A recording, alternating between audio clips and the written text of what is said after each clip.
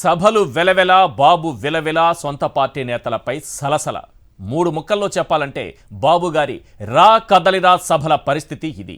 అరకులో అడ్రస్ లేకుండా పోయింది. గుడివాడ గుండె గుభేలుమనిపించింది. తిరువూరు తిరిగి చూడలేదు. ఆచంటలో ఆదరణ లేకుండా పోయింది. కనిగిరి కనికరం చూపించలేదు. పత్తిపాడు పారిపోయింది. నెల్లూరులో పరువు పోయింది.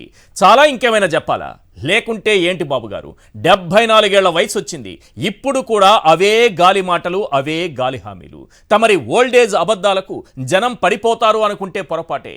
మిమ్మల్ని పైకి తీసుకొస్తా, మీ బతుకులు మార్చేస్తా, అందర్నీ కోటీశ్వరులను చేస్తా, ఈ జగన్ విధ్వంసం చేశాడు అని ఆ మధుర కంఠంతో అరవడం తప్ప 14 ఏళ్లు సీఎంగా ఉండి ఏం చేశావో ఒక్క సభలోనైనా చెప్పావా? 2014 నుంచి 2019 వరకు నీ పాలన చూసి ఓటేయమని ఒక్క సభలోనైనా అడిగావా? లేదే. మరి జనం ఎందుకు రావడం లేదు అని స్థానిక నేతలపై అరుపులు కేకలతో విరుచుకుపడితే ఏం లాభం బాబు గారు? సింపుల్గా ఓ మాట చెప్పనా?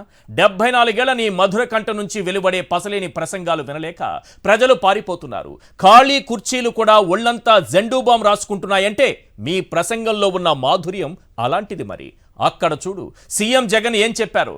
దాదాపు ఈ 5 ఏళ్ల కాలంలో తాను ఏం చేశారో చెప్పారు. తన వల్ల మంచి జరిగి ఉంటేనే తనకు అండగా నిలబడమన్నారు. అది కదా నిజమైన లీడర్కు ఉండాల్సిన గట్స్. పోలీసులకు వర్క్ ఫ్రం హోమ్ ఇస్తా, ఆకాశంలో ఐటీ ఉద్యోగాలు ఇస్తా, వాట్సాప్లో ఆపరేషన్లు చేయటం ఎలాగో డాక్టర్లకు నేర్పిస్తా, ఓజోన్ పొరపై పెద్ద పెద్ద బిల్డింగ్లు కట్టడం ఎలాగో ఇంజనీర్లకు నేర్పిస్తా అంటావు. ఇంకా నయం, నాయీ బ్రాహ్మణుల తోక కత్తిరించడానికి ప్రత్యేక వ్యవస్థను ఏర్పాటు చేస్తా, మత్స్యకారుల తాట తీయడానికి స్పెషల్ టీం పెడతా అనలేదు.